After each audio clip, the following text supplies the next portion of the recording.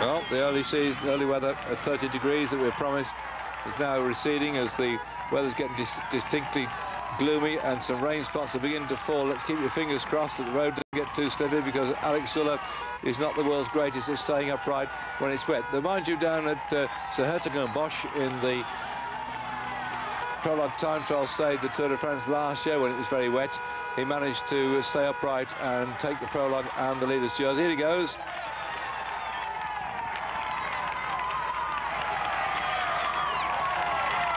What makes you think that the Spanish are interested in cycle racing, eh?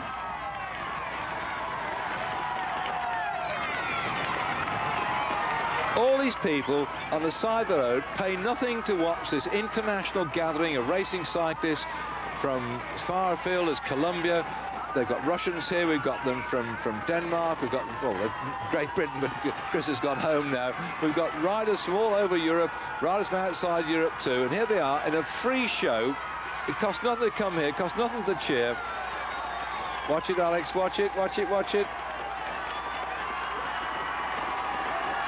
And now those spectators who cross the road can come and see him come back the other way.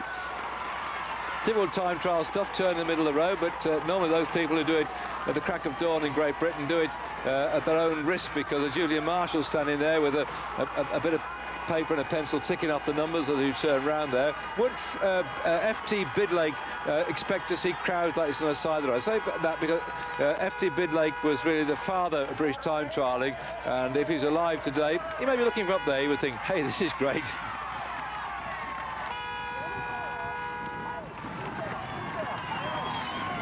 These quarter pictures you see on the screen now show on the right-hand side of your screen, that is Alex Zülle powering away, who looks like he could well take the leader's jersey in the Tour of Spain as a result of this time trial today. On the left-hand side, trying to stay with it, Laurent Dufaux, the man in the yellow jersey, or Amiro jersey, as the leader, not going quickly at all. And then in second spot on GC this morning, Escartin at 13 seconds. Also, he'd like to find himself being pushed down out of the top slot. Well, Zülle will take the lead anyway.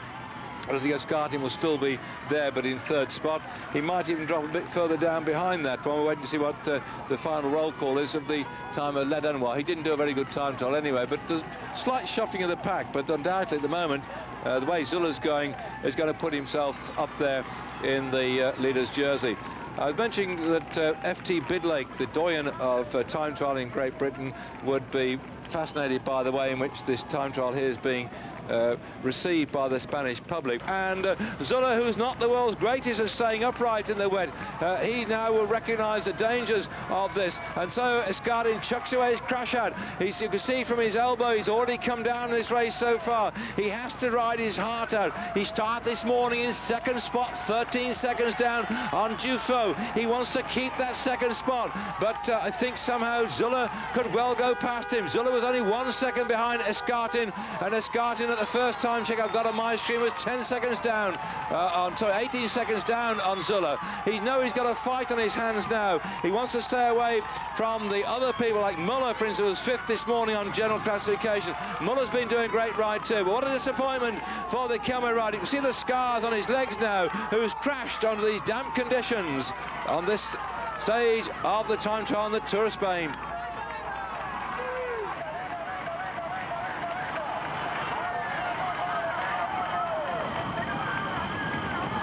On the top left, Dufaux. Bottom left, Escartin. Top right, Zülle. Bottom right, Permeny 1 from 3.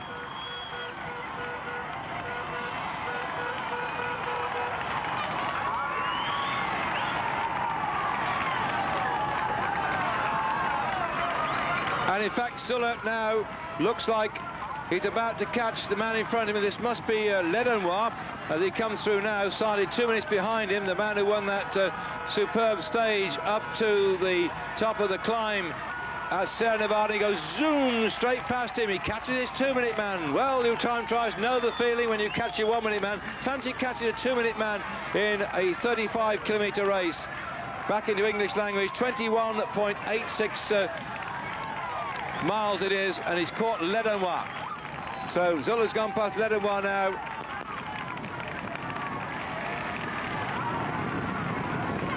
Dufo doing all he can to redress that balance, but it looks like he might well be out of the frame because the gap is opening up between himself and Zülle. Started 14 seconds this morning down De Zülle on Dufo. The time checks coming in show that it's going to be a close run thing. Dufo really riding, but to me, the best time trial of his life. Can he come good towards the back end and keep that Amarillo jersey? What a race we got on our hands.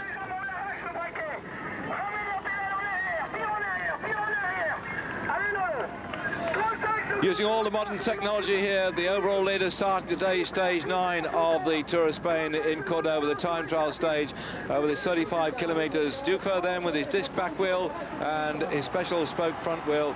Now out there on the road, the riders here coming in under dry conditions. Enrico Zaino, who's finished second in the past in the Tour of Italy, not a great time trialist, riding on and finishing way down out of contention. But Lenoir of the GAN team has now got his eyes fixed on Alex Zülle. Zülle and Escartin, who started 2 minutes behind Alex Zülle, and behind Escartin 2 minutes back was Laurent Dufo. A bad crash then taking out Escartin's hopes. I think it will have rocked him quite a bit here with that disc wheel going round. It makes an awful roar, by the way, but it's very narrow. This Campagnolo disc wheel allows the wind to go past. See how narrow it is now to cut down the wind resistance, using every bit of modern technology on a course today which was flat enough for them to use the Klaus Müller. Now that is a disappointment. He was third at 12 kilometers. He's now 7th. Look at him, he's shaking his head. He's not happy. He has faded from the scene. Müller was third at 12 kilometers. He must really have blown a gasket. Not his cup of tea. Or a glass of wine. 44.04 for Escartin. That is disappointing for him. 32nd at the moment. He's lost a lot of time there. Boy, good ride here by Dufo. Started 2 minutes after Escartin. He's 8th at the moment on there. 41, 42. He's going through 42 on your screen now. He's certainly lost the lead, by the way, to Zülle. But the thing is, can he stay in the top 3 then over on general classification? Dufo comes in 42.35, and so he's lost the lead now to Alex Zülle, 41.49. I must just quickly check back. Zülle, 38 seconds on Mauri, Gonçalves, Jalabert. No, I can't see anybody else taking over the yellow jersey, the Amarillo jersey from Zülle. Zülle now is going to take the lead overall. That's the position of the time trial you see on his screen at the moment. Gonçalves came good after a pretty disgusting tour so far. Jalabert on his way to recovery in 3rd spot. Zülle only 4th, but nevertheless that will take him into the Amarillo jersey. But disappointing ride then for Dufo, particularly Escartin. But of them all, Escartin can go back in the mountains which lie ahead of the riders as they head up north on the Tour of Spain. Some big stuff yet to come as we get up to the towards the north part of Spain. Disappointment then for Escartin to crash when that little fall of rain out on the far side of the course surprised everybody, and surprised him too when he came down with a bang. But Escartin will come back in the mountains. So this race really is turning into quite a fascinating one. We don't see the control in this race we've seen in other races so far. It's still up for grabs with so many people in with a chance of getting it. But certainly today, the victory went to Mauri, but Zülle has the overall leader's jersey.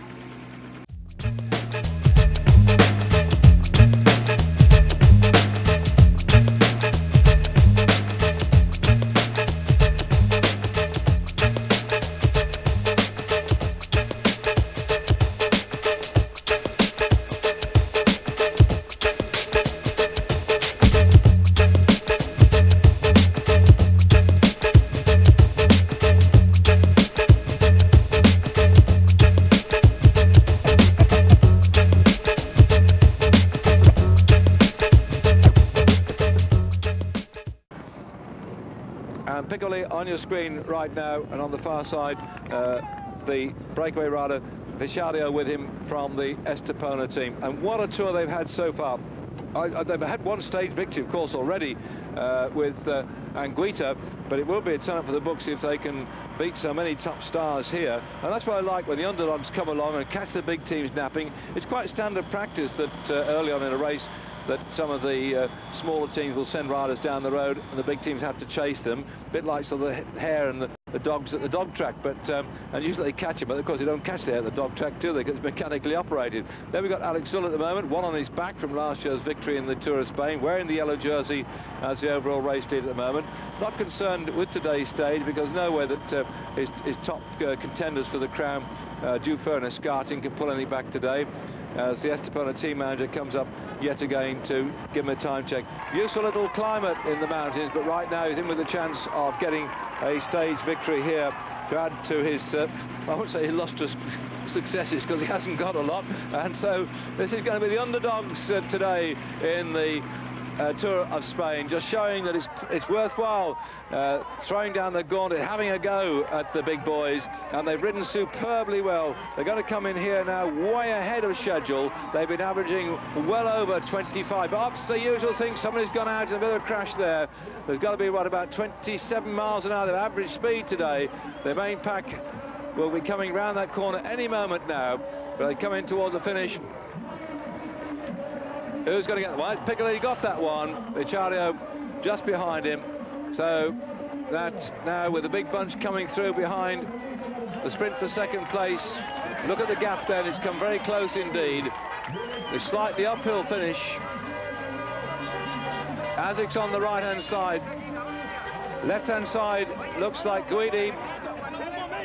And Rust, left looks like Sfera, the left-hand side, might have been just ahead of the Skriniar rider. A bit difficult to see from our position, but I think it might have been the Mapei rider, Sfera, who came in there into third spot, but it was just a sort of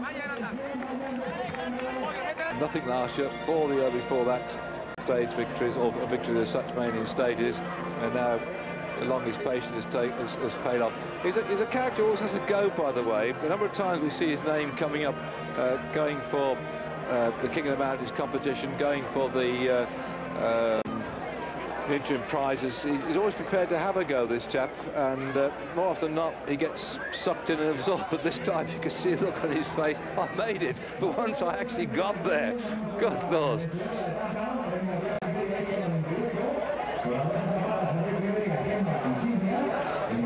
Can't believe it, can he?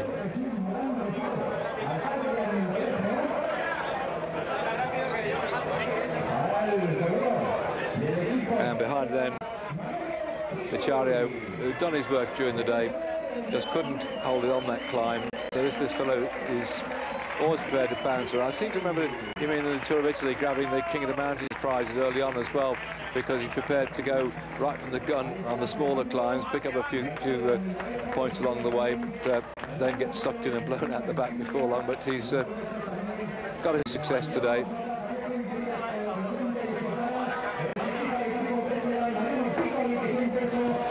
There we are, we've seen it in slow motion. In fact, yes, he won the King of the Mountains Tour of Italy in 1996. I said I've known he'd been up there all the time, good little climber. So he's the King of the Mountains winner in the Tour of Italy last year, and I remember then he was prepared to go. The King of the Mountains in the Tour of Italy had the sort of same rankings in points for all the different climbs, where it's third, second, first, or what have you. But he's always prepared to have a go, particularly early on the smaller climbs, get himself some points. And he did just the same thing today. Romped away on the first climb, went back in the bunch, and 44 kilometres from the start, went off on his own and grabbed the lead with Ricciardo, and now he's got his stage victory there.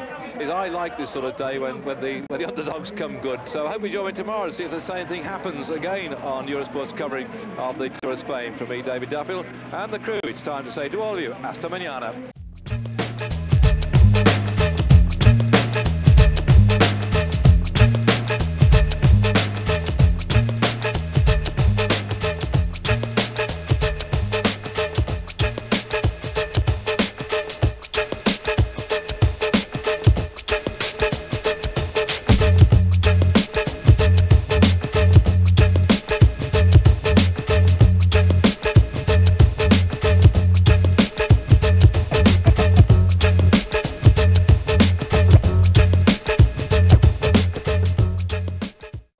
kilometres to go. Stevens and Salvato still in the lead, as the main bunch are not far behind them. But when they come to the climb at the end of it, you'll see them changing gear, so the chain moves across on the sprockets. And the whole thing is, if you're riding your bike, best thing is to ride as just a pleasure rider, ride on lower gears rather than higher gears. Sometimes I see people pushing an enormous, that's the trouble with the old Stemiata 3-speed gear. Most people would start off in bottom or middle and whack straight into top gear and go down the road, sort of turning the pedals around ever so often. It hurts. The thing is to always keep a nice rhythm. See how these chaps are keeping nice rhythm now, and they've been racing on this stage for thick end of 5 hours, and they've done now nearly 120 miles.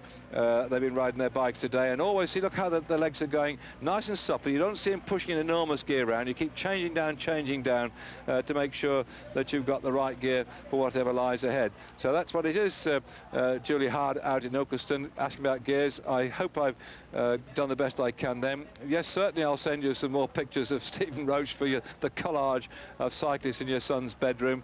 And well, nice to hear from you up there in Ilkeston, where my friend Joe Donovan had his special bicycle development unit with Raleigh all those years. You to pop there and see what he was up to in design and development. But that was some time ago. Now it's today, and now it's the stage into Plasencia, the final stage before we have the day off tomorrow, as far as these riders are concerned. Relaxation for all concerned, a chance for us to sample some of the delightful food which exists in this part of the world before we set off and everybody else sets off for tomorrow. There we go.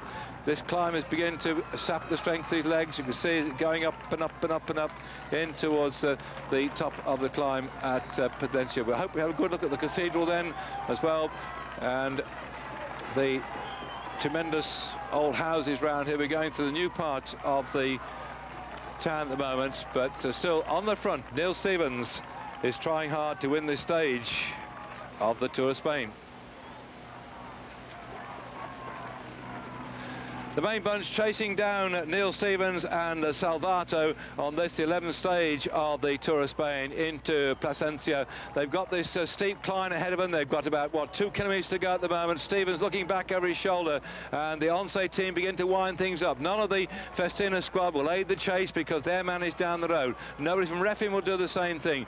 The Once team will do what they can, I think, to try and pull this back, because this could suit Jalabert today. This long grind up towards the finish is ideally suited, I think, for Jalabert to get the stage. But Stevens then, the man who got the stage victory in the Tour of France just in July, now looking for a victory in the Tour of Spain to add to his success. Jalabert is in a reddish coloured jersey, 1 kilometre to go. They're going to close him down. Watch out for the reddish coloured jersey of Jalabert lying back there behind the yellow of the Once rider. But also a good climbing here from the Calme team.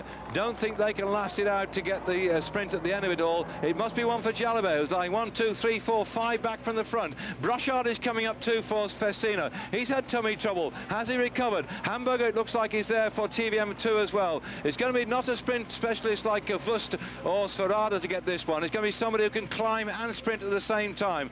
The big, long, sweeping right-hander. And then they're going to come up this towards the finish. That's the first of those big, sweeping right-handers. And now here they come with this group of riders, still compact. And surely Ado on the front here. That's Ado, I think, for Calme. Can't last all the way round, coming round the final turn. A bit of a left-hander to come, and up the avenue to Extremadura. Who's going to get the stage victory? I can see Guidi coming through at the moment, and still in the centre, one of the TVM riders coming up now. Is it going to be the big fella himself, Mickelson? But no, on the left-hand side. Right-hand side, they're all over the place at the moment. Brochard on the right, also in there. See Pascal Hervé. They're fighting for this one. The sprinters are coming through, and that's Ferrado, I think, on the right-hand side. Has he made it? Well, he has at the end of it all. Well, dear me, that surprised me absolutely. I think that was Ferrado of the Mappe team. It was not the sort of finish one would have expected one of the sprint specialists, the big chunky men, to have survived and come through. I'll wait for confirmation of that one, but all the pushing and the shoving and the toing and froing going on towards the end, that long drag up towards the finish was cooking most of the sprinters. They were dying 1,000 deaths in the last 200 metres or so, and I'll wait for confirmation on that one, but there we are. Let's look at it again. The big sprinters on the big gears, the specialist climbers trying to do what they could, like Brochard there on the right-hand side, began to run out of steam. Ado in the green and white for Kelmy, also running out of steam too. Coming up there on the left-hand side for, looks like Skriniar begin to have a go at this one, but no. From the right-hand side of the pack, burying himself here, goes to Mappé at the moment. I'll wait confirmation of that one to see if it was Ferrada, but that was a fine performance by the Mappé riders to take the stage.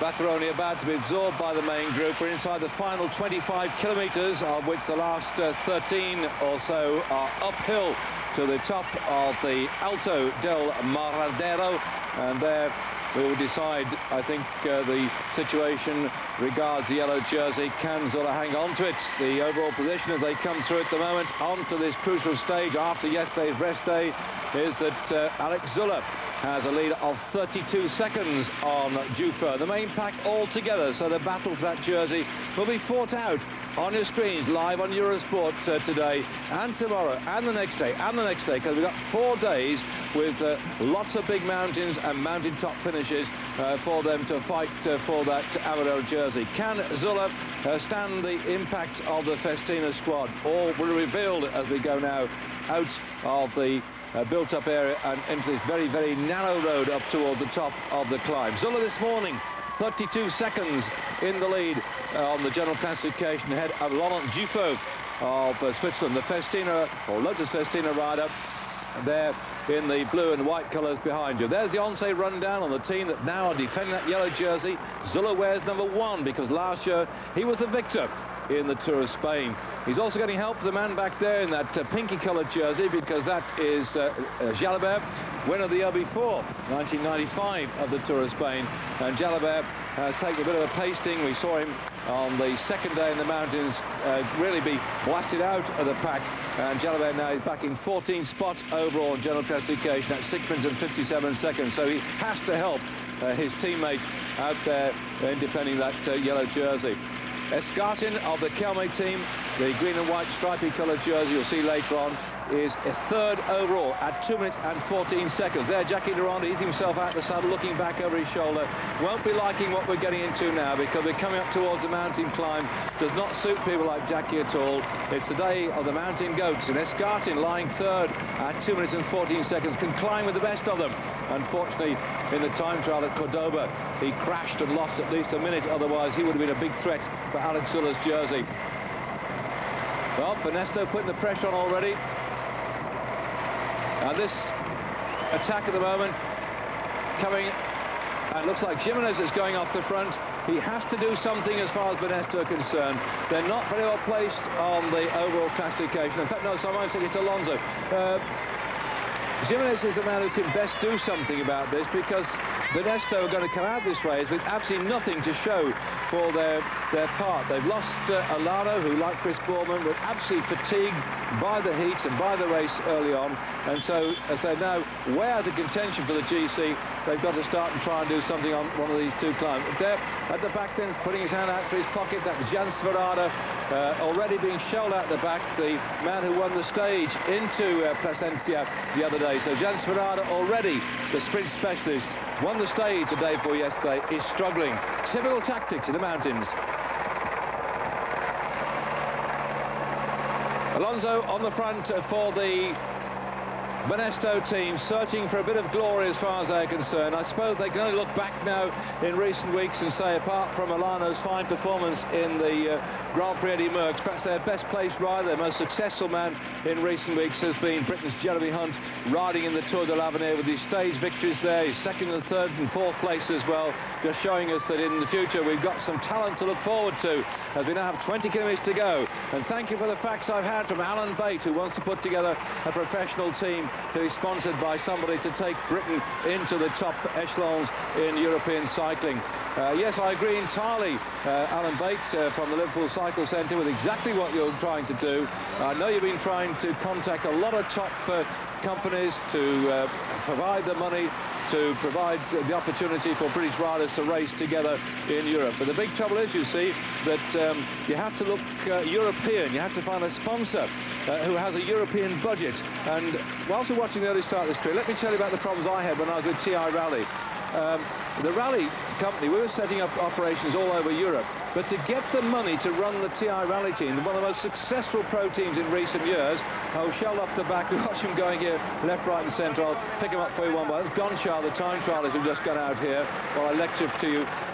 When we had the TI Rally team, each of the nations, like the Dutch didn't want to put money into it, the Brits wanted their own money for their own marketing, and the problem is that even if you've got a global or a largest company, it has individual budgets for each of the nations, and those nations want to spend money the way they want. And it takes somebody who says, I am in charge, like here Festina.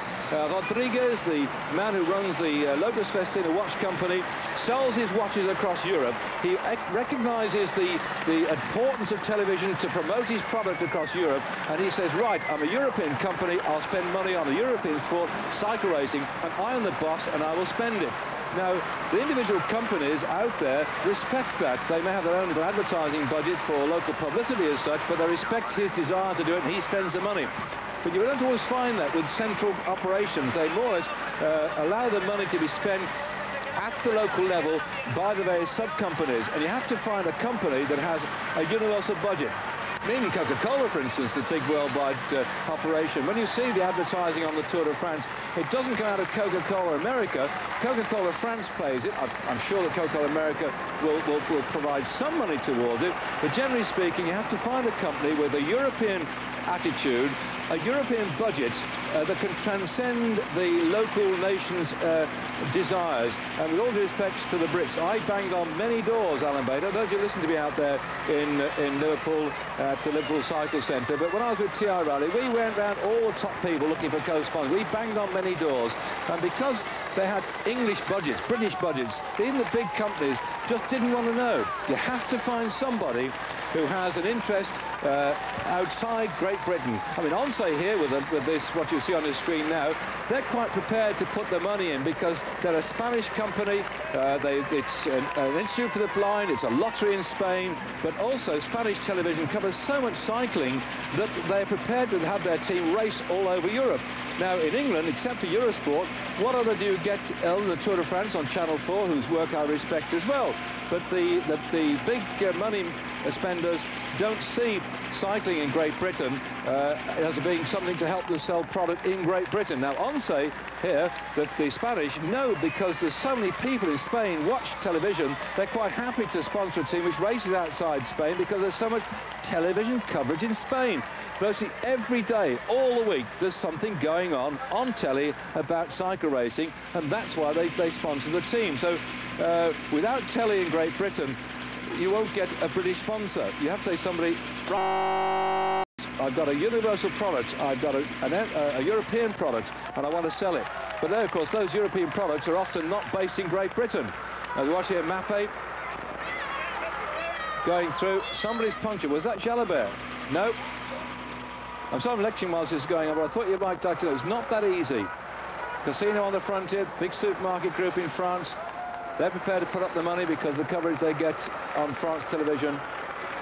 Festina the same. Spanish company, loves the coverage, prepared to support it. Kelme, one of the longest sponsors in cycle racing, again a Spanish company. Shoemakers, also sponsored by Costa Blanca, who again, see Costa Blanca, Costa Resorts, wants to show its name to all the viewers across Europe. TVM here is an insurance company. Although based in Holland, they have organisations all the way across Europe. Gann, for instance, too. Gann has got his operations in Great Britain, although it's changing at the moment. And my step-nephew, Eddie Whiting, I wonder just what he's going to be doing in the future. But Gann at the moment looks like the company is going up to be sold. The French are now going to denationalise it as such. But Gann is an insurance company, across the whole of Europe. So that's why they have riders like Chris Boardman riding for them. And that's why you see these chaps up here. They are cycling showmen for companies. They're great athletes, but they're carrying on their bodies the advertising of the people who pay the money for a team to ride, to be picked up on television, written up in the newspapers, and promote the products. But what a hard way for these lads to earn a living, isn't it, eh? Oh, they're getting shelled out here. Oh, dear. Doesn't matter how much money you get, boy, when your legs go, you are stuffed. And the stuffing is coming right, left and centre. 109 on your screen right now. And that for the Gann team is Cedric Vasseur, who took the yellow jersey in the Tour de France, that lone break. And here, Claudio Chiappucci riding for ASICS. Again, that's a well-known European brand. I think it's originated in Japan, I think, but certainly it's a clothing brand, shoemaking company, which is sold all over the place. So I'm sorry if I've lectured a bit to you back down and bake, but I certainly want to get back to Great Britain. We'll get in touch with that. Tony Rominger for Cofidis beginning to go off the bat. Cofidis, they are a supplier of credit to people in Europe. You can phone up and get rather like your credit card back in Great Britain. Therefore, they want to expose their brand name on European television. That's what it's all about. But bike racing is all about power.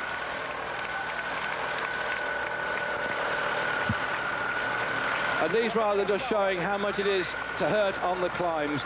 The climbs which are now taking the toll of these tired legs. They had one day off yesterday. They all went and did some light training. But now you can see again the creme de la creme is coming to the front of the field. And I don't think here you can understand the pain and suffering of these riders on these climbs as Jimenez starts to move away. The man who was suffering the other day, he took an awful pacing on that stage into the Sierra Nevada where he went round in a great big circuit. He got dropped a couple of times, he came back, he attacked, and then at the end of it all, he finished in fourth spot. And Banesto will be looking to him to do something because they really are down the pan when it comes to getting some success in this race. They placed all their hopes on Olano, who looked good at the start of the Tour. He's gone back and he's had medical tests, by the way. He hasn't found those medical tests. The results haven't come through yet, but he's still waiting to know what it was, what virus knocked him out in the Tour of Spain. Why did he feel so shattered? Why was he struggling so much in the Tour?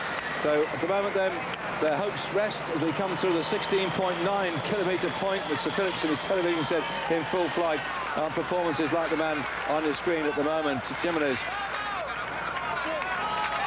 One by one, they're dropping out the back on this terrible, terrible hard climb.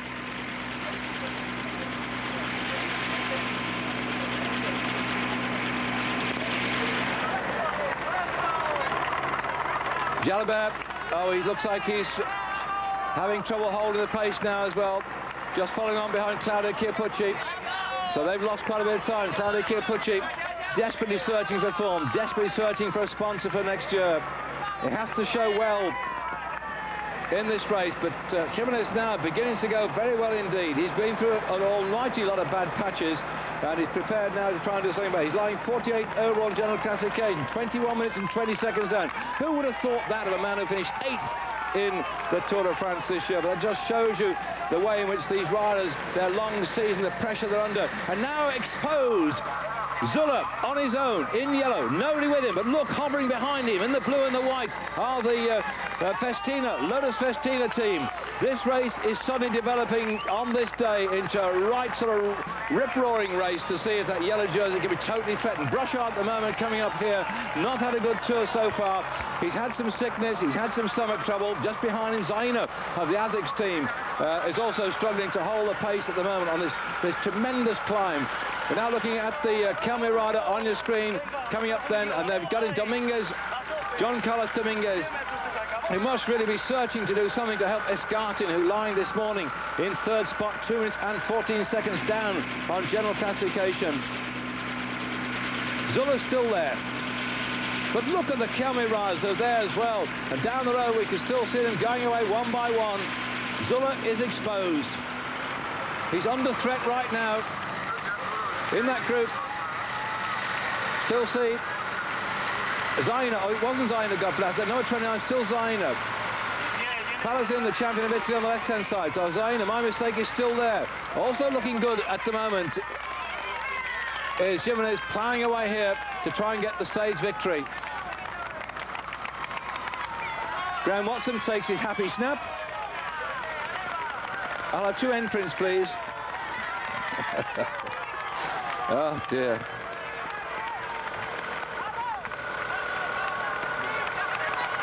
Let's see what the gap is.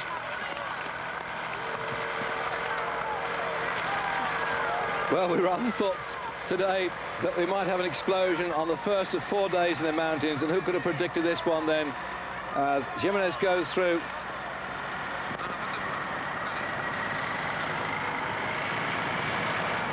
In the lead right now, 32 seconds back to the chasing group, with Dufaux in there on the front, and there is Escartin, heavily bandaged from that crash in the time trial. And there's quite a gap opening up to other riders dropped off the back, including Laurent Jalabert.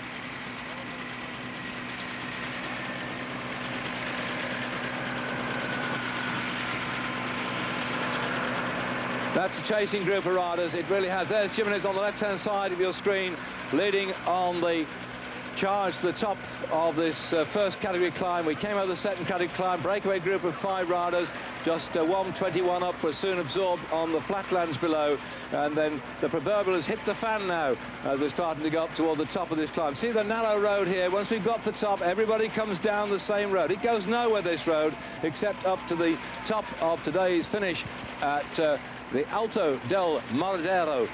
Jimenez on the front, Dominguez chasing him. Then that's is the big group, or what's left of the big group behind him. I should think Dominguez has been sent down the road here, perhaps to put the pressure on the Festina and the Once team and give the Kelme rider Escartin a bit of an easy ride, because Dominguez is way down in general classification, 28th at the moment, 10 minutes and 1 second, so that we have a battle who's going to win the stage up in front. And here we come back to the attempt here from Dufaux, who start this morning 32 seconds down to snaffle the yellow jersey of the Once rider Zulap, and he's exposed. He's on his own. The rest of his team are no longer with him. Dufaux there, the 2 Swiss riders having their own private battle. Escartin hunched up over his bike. Look at the teammates he's got with him there at the moment. Pascal Richard, what a great ride he's got there. There are no less than 4 of the Kelme team riders up in that leading group at the moment. Just bringing up the tail end here of this little group. That's Galdiano of the Escatil team. But the power of the Kelme squad, they are on the overall classification, they're leading on the team standings. This day is going to help them again to keep that team award, the Kelme Costa Blanca Eurosport squad. But Zulap on his own. There's Escartin, look, watching him every move. Often they've complained that Escartin is a wheel sucker, a man who follows wheels, doesn't attack, but we saw him attack in the Tour of Catalonia when he had to go at Chris Bourman. He had a couple of days really ripping off the front. We saw him attack also in this tour, and I think that towards the end we might see him putting the pressure on Zulap. But we've got 4 days in the mountain. Maybe he can bide his time. Maybe he can let the Festina team, in fact I think if I was him I'd do the same thing. Ride a couple of days, let the Festina boys try and take back that 32 seconds and just sit there waiting, and then when they're a bit stuffed maybe 2 days down the road from now, have a go. So that may be Escartin's tactic. Sit in the wheels, get a nice easy ride, if you call it easy ride. You've got your teammates with you as well. Dominguez is down the road.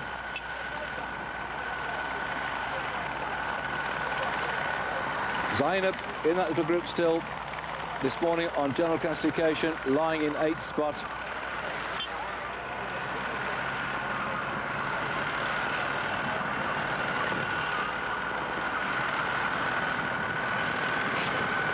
Galdiano still sitting at the back here, and Ramape, Palazin.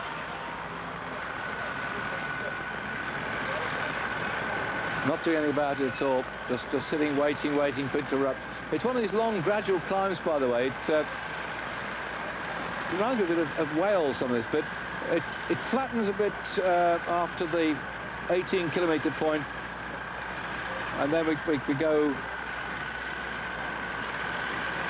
up a bit more and on towards the finish. So we've got 1 or 2 false flats, actually, at the 1,506-metre point. It, in fact, goes slightly downhill to Collado, and then it's a last little charge towards the end. So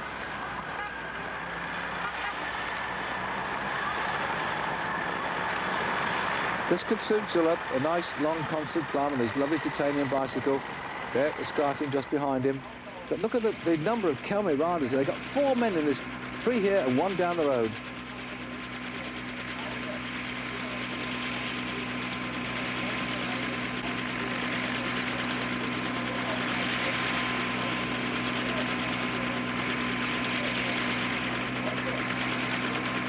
That's our leader, Jimenez.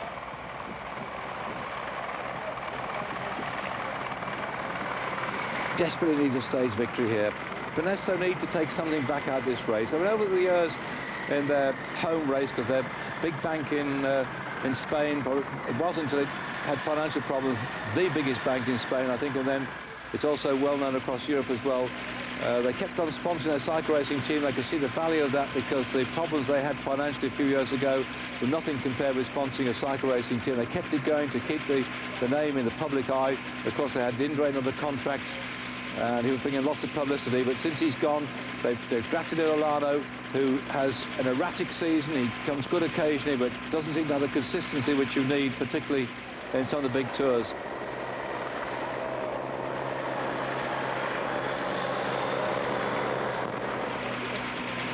You've got to set all the way at the moment. It has to be Festina putting the pressure on Zulup. I don't think today is likely to be the final day of reckoning. Well, I say final. This race is only in its 12th stage, another 10 to go.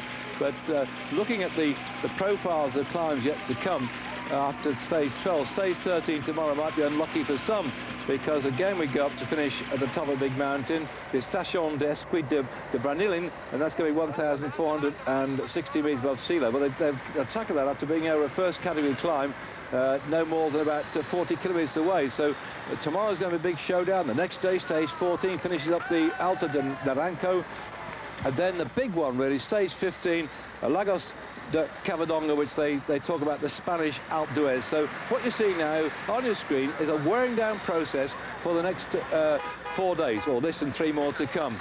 So I suspect that today will be a little soupçon, a little bit of a sort of pipe opener as far as the mountain climbers are concerned, just to see who's got the strength, who's recovered from the effort so far.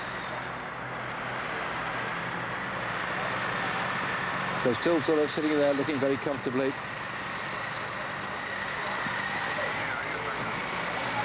Oh, the going attacks are coming. Oh, this is good stuff. Very good stuff indeed then, as Jekka's been doing so much work on the front to keep the pace going. And down the road, we've just seen the attacks come. That's fascinating, and Pascal Richard it was that started that one. Oh, he's coming back into form, the Olympic champion who had that terrible crash in training when he got hit by a car before the start of the Tour de France, couldn't ride that one. Richard could be a dark horse here.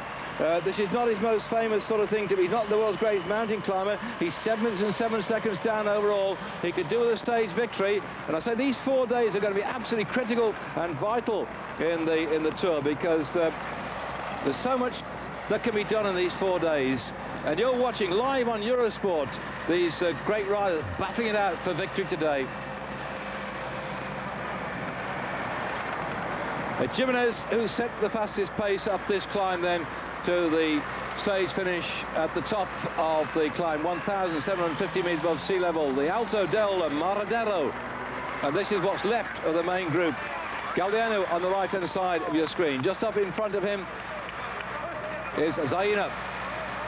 Here's a chase going on with Dominguez trying to catch up with Jimenez.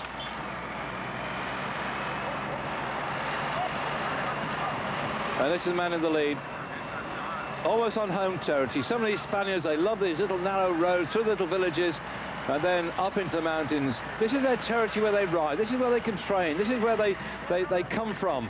And you can imagine if you're a bike rider in Great Britain trying to, flog around on the flatlands of Leicester or out in the fens, or maybe go through the traffic round about Birmingham, Coventry and Worcester. The only place you can go, I suppose, is the Malvern Hills and out the Cotswolds and so on. But this is the proving ground of so many great racing cyclists. And now suddenly Kelme got 2 men up in the front. You have to go to Europe to race. If you're going to do any good, come over here. Don't sit back at home and ride the time up and down the A1 thinking you'll get behind a big lorry and it sucks you along and you go cycle race. That's not what bike racing, this is what it's all about. In the mountains, on the little roads, being under pressure from so many international cyclists. This is the way to do it. And Jimenez then, now 10 kilometres to go to the finish. Let's look at his lead.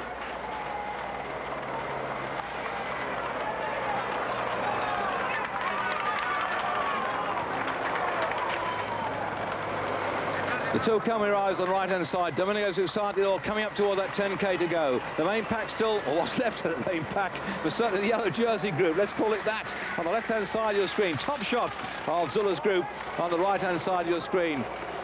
Well, he's gone. Domingos now is suffering.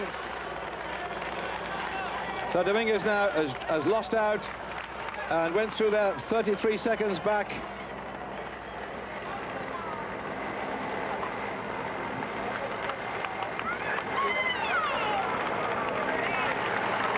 45 still, they've not come through. And Taylor and Charlie Galdiano brings that up. They didn't actually, 54 seconds it was back to the yellow jersey group. Well, they're spread all over the place as this climb goes on and on and on, and Jimenez still in the lead.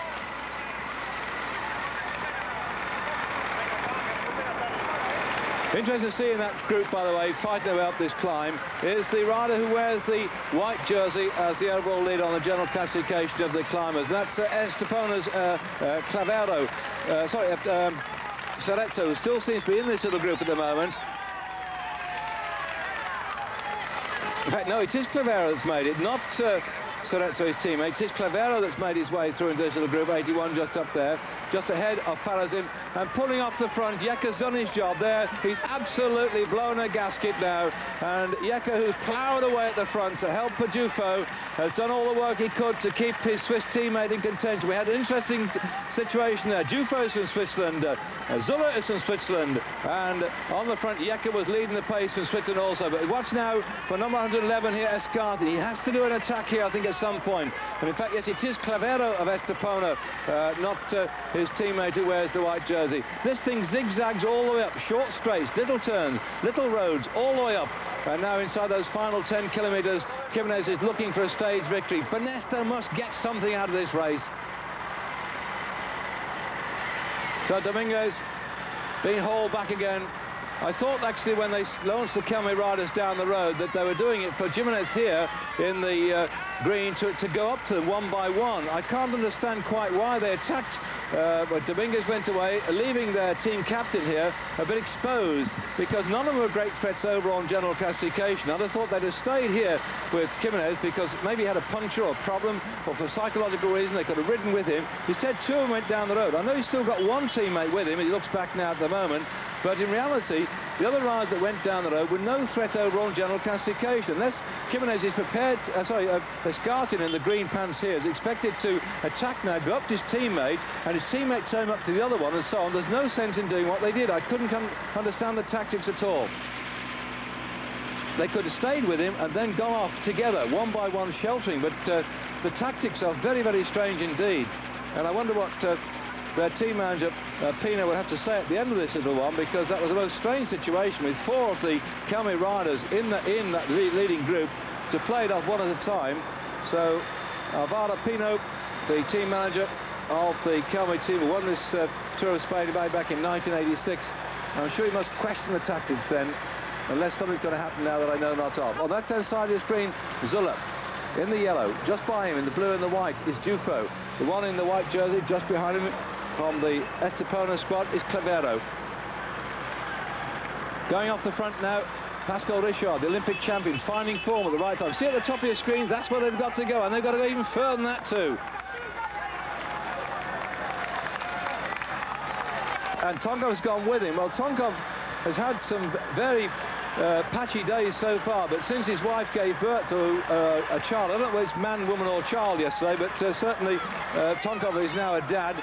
I'm not quite sure he's dad for the first time or dad for the umpteenth time. I'll have to check my facts on that, but I'm more interested in the bike race at the moment. But dad, I think, wants to prove a point. They say very often that on your birthday you do well in sport, but maybe when you're a dad, it maybe have the same effect as well. But Tonkov now is going away with Pascal Richard, and he's hanging on. He's been through some terrible bad patches, Tonkov. I'm not quite sure he had a touch of bronchitis or the toilet two-step, but he wasn't in good form early on. He's lost a lot of ground on the overall classification, Tonkov. He's no threat to this lot here, so I suppose he decided now he might as well try and go for a stage victory. And what if Tonkov gets that victory today and dedicates it to his new baby? Remember in the Tour of France when Neil Stevens got his victory there as well, and he came down that finishing straight rocking a baby in his arms towards his wife Amaya and his little daughter Maylin, the daughter that was born the week before the Paris. The attacks are coming now.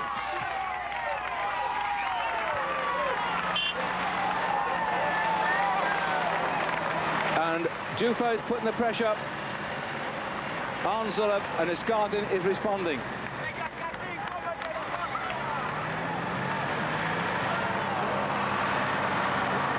You see now, sticking out of Dufaux's ear, there's a little hearing aid in his ear.